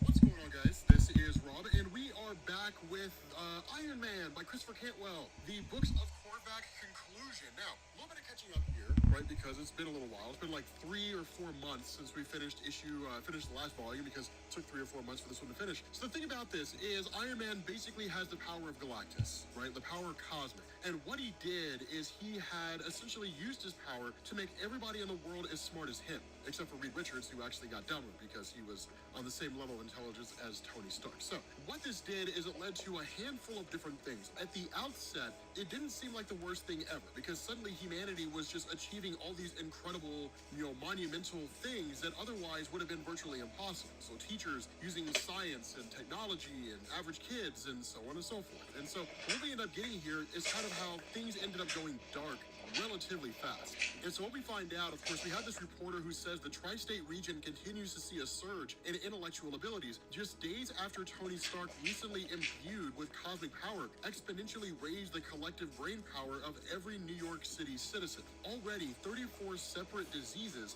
4 of them terminal, have been cured by physicians at the Manhattan City Hospital. 11 other illnesses have also been eradicated by 3 taxi drivers, 1 short order cook, and a septic plumber. That the city's landfills been converted into a newly discovered renewable fuel source dubbed refusium. Things like this are benefiting society as a whole. The other side, though, and the caveat to this, is that the stock market has been massively destabilized by an influx of traders manipulating data in ways never before comprehended by banks and brokerage houses. This has sparked a major international sell-off and could risk a steep recession in the United States. Compounding economic turmoil is the robberies at 5 separate flagship bank branches in the city, including the Federal Reserve Gold Vault, all by what authorities are calling exceptionally brilliant and gifted thieves. And so not everybody with this exceedingly high level of intelligence has actually started using it to benefit society. Some people are using it to benefit themselves. More so than that, one of the other things we're told is that much of New York's law enforcement has recently fallen to the Iron God, to Iron Man, and other heroes, since nearly the entirety of the NYPD has banded together to form their own private space program called Blue Moon. Literally, they took off to the moon. So, those are the kind of things that you're running into. Society is, for the most part, falling apart because everybody's using this level of intelligence for their own ends. Some people are using it to make themselves richer. Some people are using it to make the world better. But for those who are using it for their own selfish ends, it's destabilizing society because seemingly everybody thinks they're the first one to think of this novel concept. And so what you end up getting is Patsy Walker, again, the closest confidant of Iron Man at the moment, who brings in Victor Von Doom. And the reason for this is because what Victor Von Doom had done as soon as Tony Stark had arrived on the scene, that Doom had come to the realization Stark would do something like this. And so, of course, using magic, shielded himself from the effects of Tony Stark's, manipulation, his energy. And so, for the most part, everybody else kind of remains unscathed. The other part of this is that what Tony Stark has done here, following the arrival of the Silver Surfer, at least as far as Patsy Walker was concerned, requesting his aid, is that Tony Stark is really succumbing to his own power, in the sense that what you would need with a person of this level of power is to essentially be benevolent. They couldn't really bend to their own individual wishes. That is not Tony Stark. That has never been Tony Stark.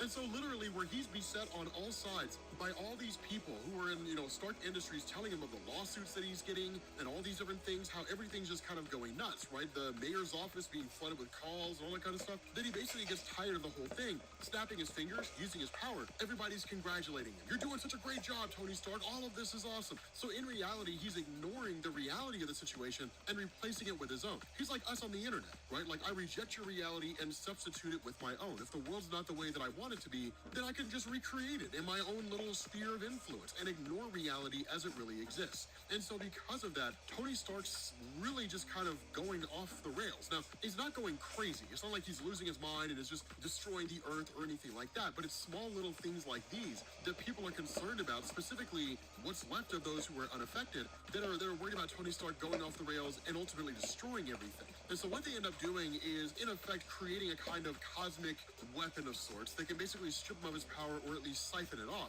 And so you get a bit of a distraction here, right? Now, one of the things that goes on, of course, you've got Patsy Walker, who asks Dr. Doom if he wants some pizza or if he'll grab napkins, and he's like, I will not carry any napkins. And I'm going to be honest with you guys, I kind of want to see I wanted to see a moment where she offered Dr. Doom, like, you want sausage or pepperoni? And he's like, Doom does not suffer pepperoni.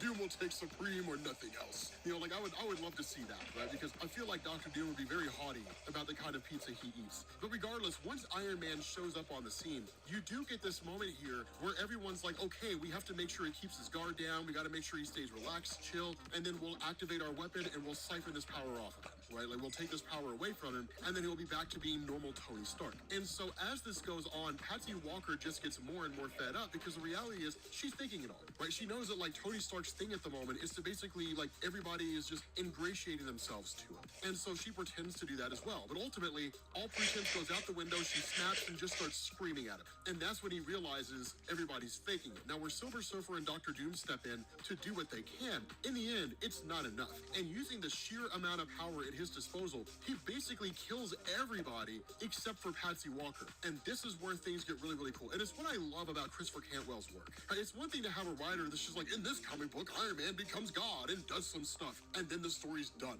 Thanks for reading. Like, it's one thing to do that, right? Because I've read those stories a million times. What I do love is when we get a blend. We get a blend of Tony Stark basically as God, using the power of God, and then in turn, we get a more in-depth character analysis to this. And so once, of course, he's basically destroyed everybody, Patsy Walker steps up, and that's when Iron Man has to come to the realization he's literally the villain here. Like, he's the bad guy of this story. He killed Fuck everybody that. that ever meant anything to him. And so what you end up getting is this point where Patsy Walker's like, we need to talk. And Tony Stark essentially teleports their minds. Of course, their physical bodies are in the same place, but teleports their mind to a place where when he was younger, he was always sent to by his dad, right? Kind of sent away.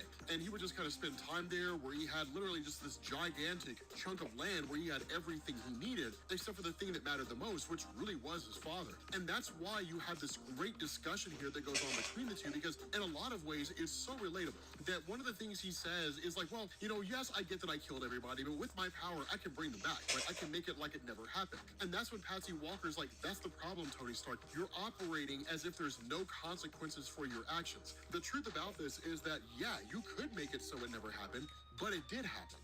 You did kill everybody. And that's the problem, right? And so that's when Stark's like,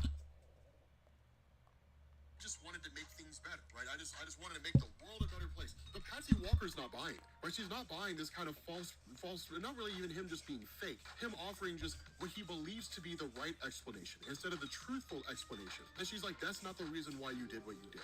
It's not the reason why you took the power of the, you know, took the power cosmic and did all this, tried to make the world better and so on and so forth. That's not why all this has happened. She's like, give me the real reason for why it happened. And his response is, so I can feel something other than worthless. And this is a phenomenal thing, because as I was reading through this, right, one, I felt this. You know, like, there are times, believe it or not, guys, there are times when despite my success, I do feel worthless. Because oftentimes, how we feel on a very deep and personal level goes far beyond the things that we could buy or acquire to somehow fix that. And the mistake we make as people is buying or acquiring things to try to fix that. Just to believe we can somehow fill this hole, this need that we need satisfied on a personal level that cannot be satisfied by the things we own. That Tony Stark looks at himself and sees all of his total accomplishments as netting to zero, that they don't have any value whatsoever. He says, if I wasn't achieving and winning, if I wasn't the absolute best, then to my father, I was invisible. Like, I didn't matter. Like, I was totally irrelevant.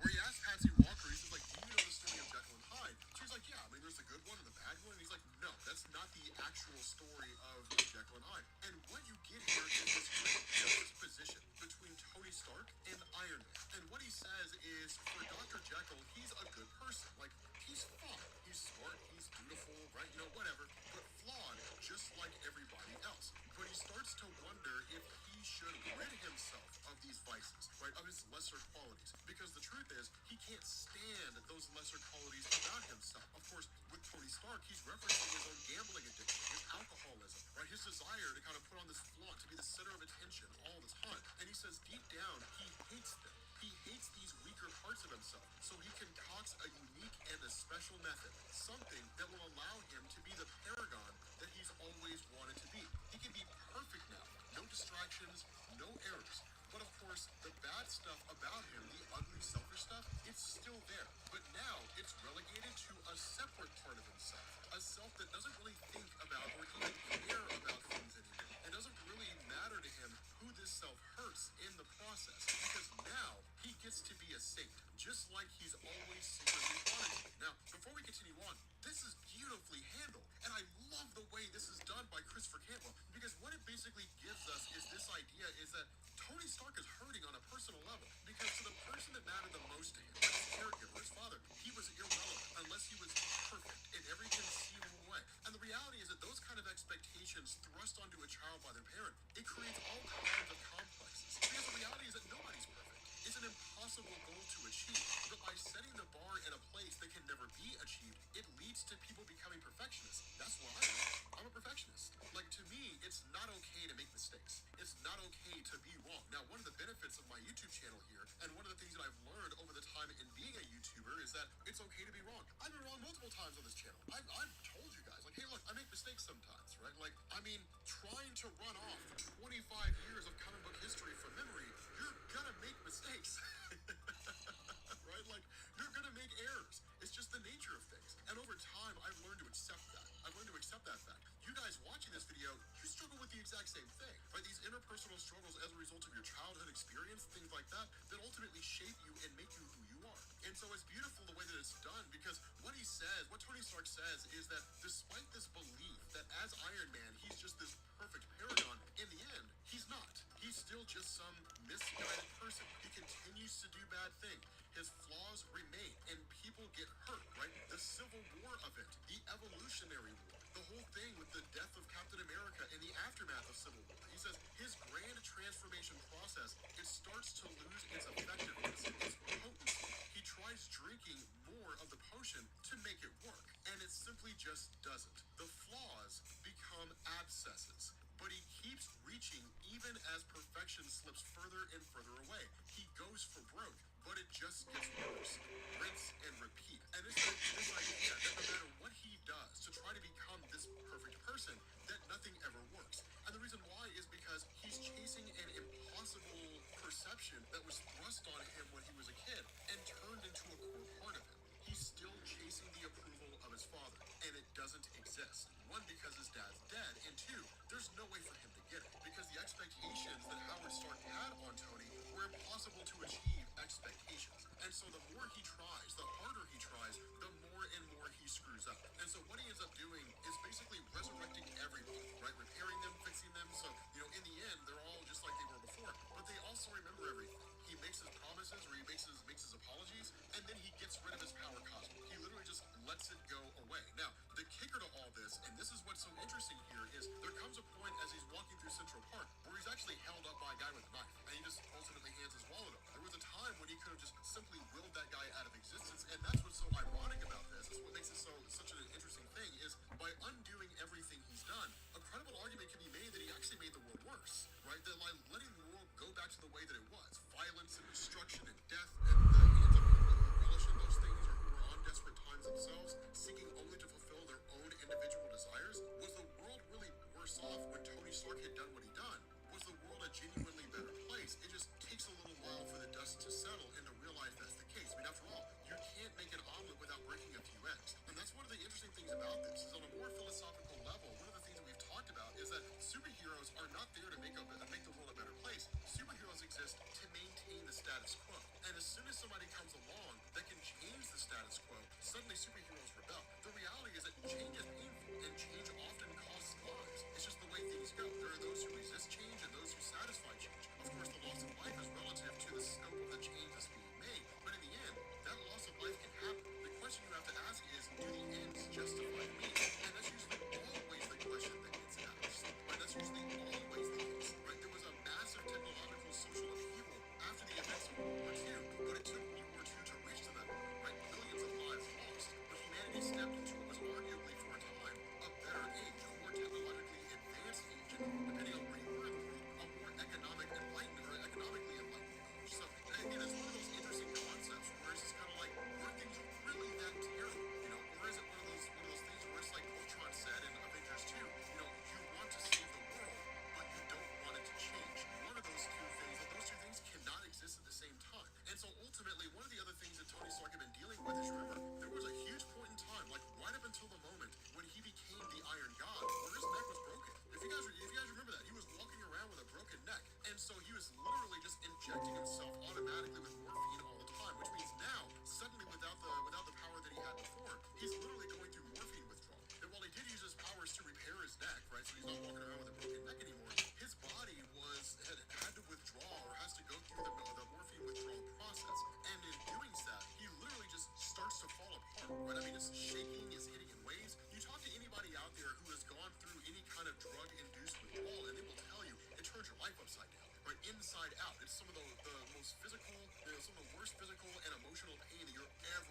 experience. The crazy thing is that in the midst of all this, Michael Korvac reappears.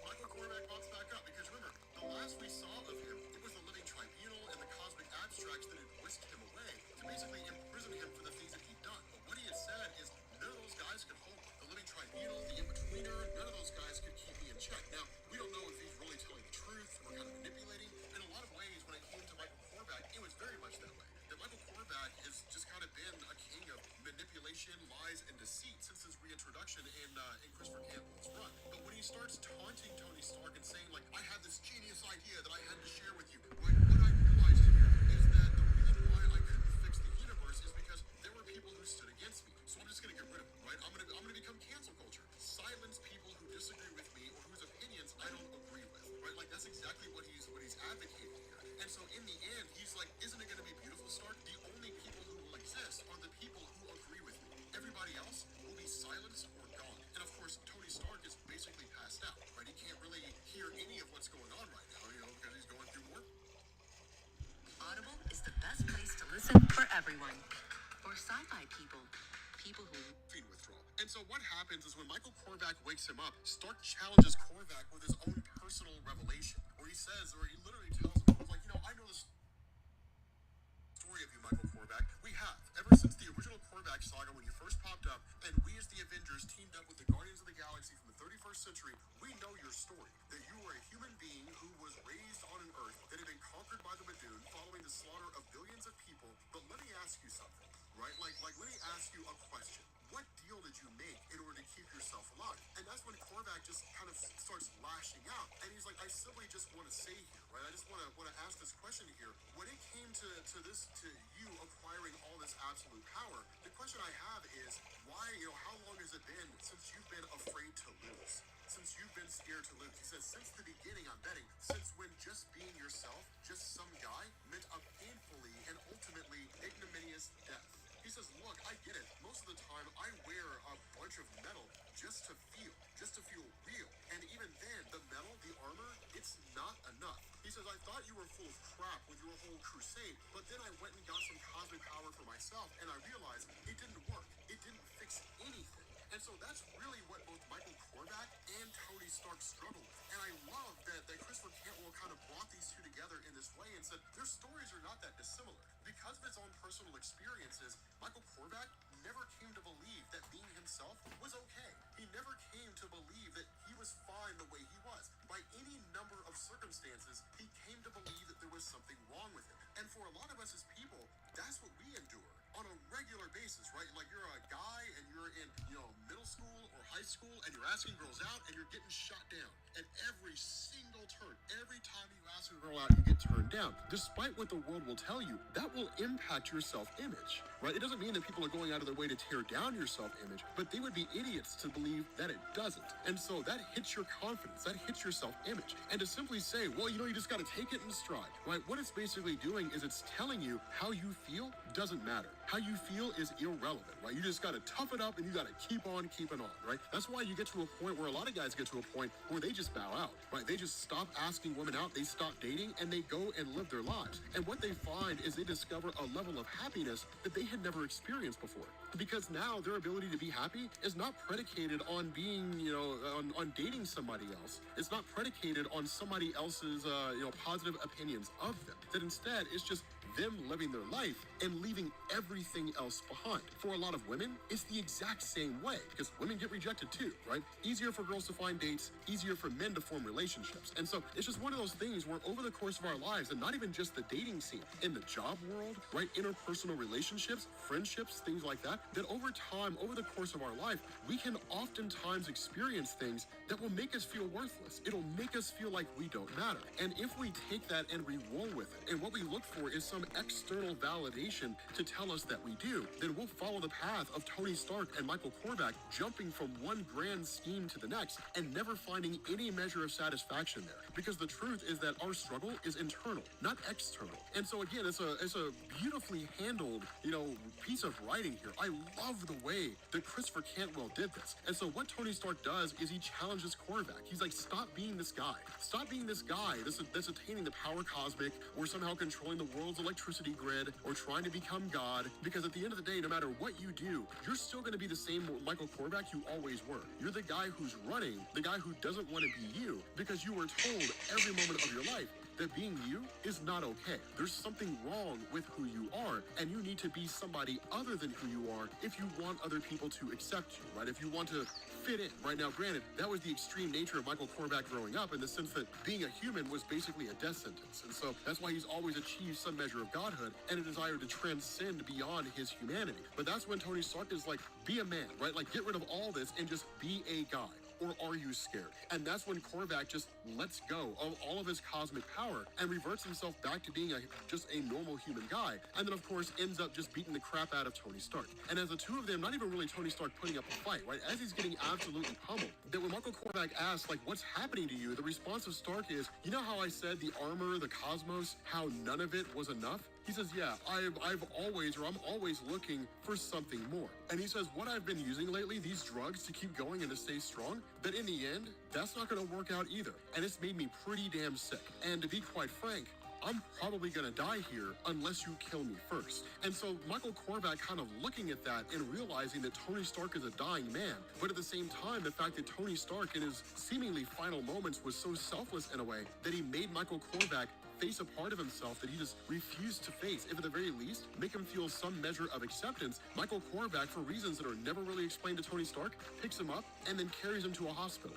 And then when he does, Michael Korvac goes to the top of a building, jumps off, seemingly takes himself out. And so what you end up getting is like, kind of a 1 week later time skip. And you have Tony Stark, who is taken by Patsy Walker to what looks to be a rehab clinic. And this is cool because it's basically Tony Stark getting the kind of help he needs in order to overcome what he's struggling with. But the cool thing about this is that it's not really Tony Stark doing what he's done before, which is essentially him, admitting he's an alcoholic like he did in Civil War or anything along those lines. Instead, it's more than simply just his addiction to various things, drugs, alcohol, so on and so forth. Instead, what it is him treating what's going on inside of him so he can basically bring these things to an end, come to some measure of inner peace. It's cool, and I think it's beautifully done. Right? So with that being said, guys, we're going to bring this to an end. I don't know if Christopher Cantwell's run is going to continue on after this. Honestly, I haven't looked it up. I really hope it does, because I'll be quite honest with you, this is one of the best, Iron Man comic book runs that I've ever read. It was beautifully done. I absolutely loved it. But thank you all for watching, and I will catch you all later. Peace.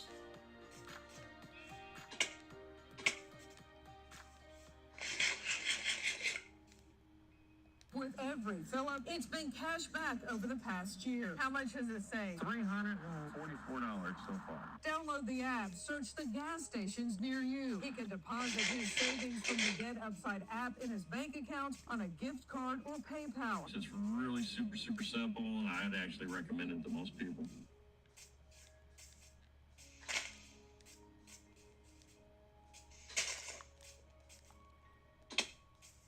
Do you drive for work? Every 1,000 miles you drive for work is worth up to $545 in reimbursements or tax deductions. Meet Everlance, the #1 automatic mileage and expense tracking app. Everlance runs silently in the background to automatically record every mile you drive. Using GPS, it tallies up the results in real time to show you exactly how much you're saving. When you're done with your drive, simply swipe left for personal or right for business. It's that easy. With Everlance, tracking your business expenses has never been easier. You can manually enter in each expense as they happen, or link your bank account and have Everlance automatically track them for you. With Everlance, you don't have to keep boxes of old receipts. Just snap a photo and it automatically stores in the cloud. No more lost or damaged receipts ever. Everlance also creates beautiful Oh my god, can stuff stop dying on me for 1 second? Please? Just calm down. Joel's technology, just calm the fuck down. I can't charge everything at once. Everlance for free today. Available on iOS, Android, and the web.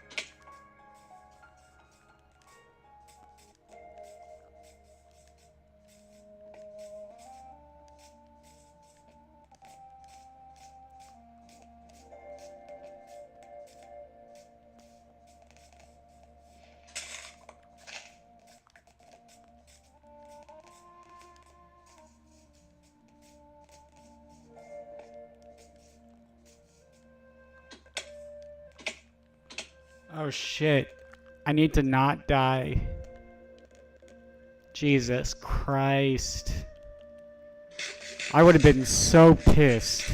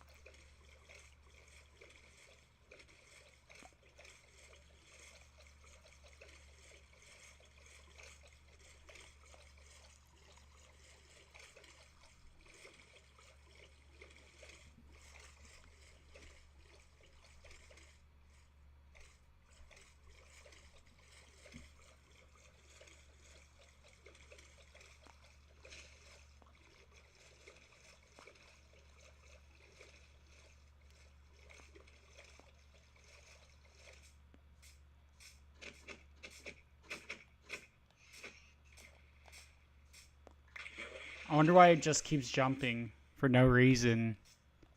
It's kind of rude. Let's get up here. Shit.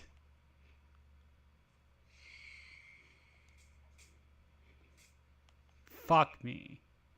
I'm waiting until day.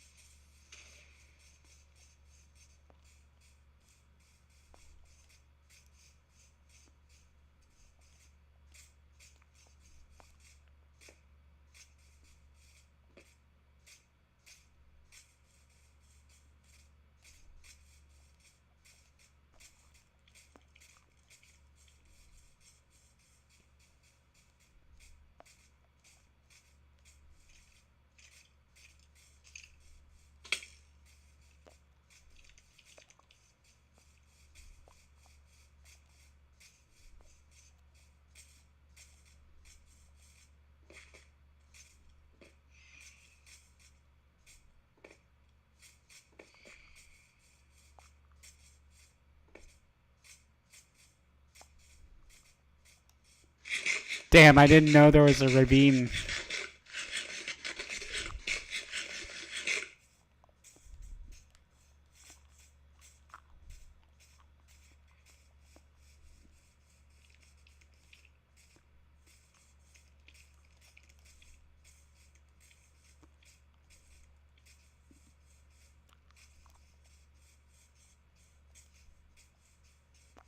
At least we got the fucking cactus. That's all I needed. So thank you, game, for that one small portion of desert that I ran across.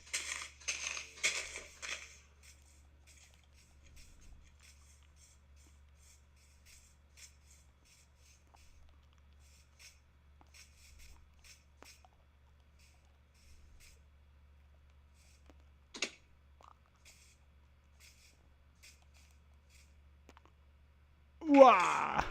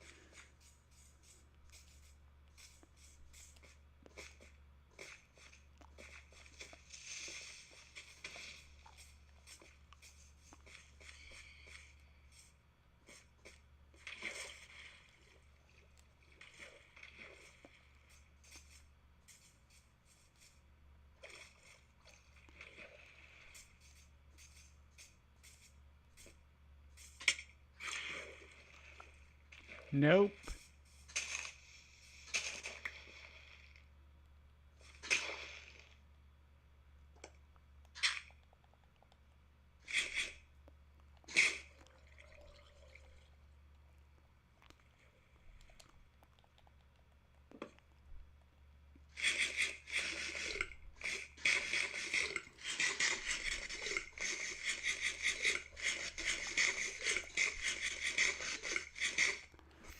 Okay.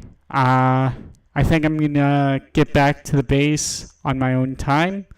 But yeah, we needed the cactus for green dye, lime dye, and fucking cyan dye for the wool achievement.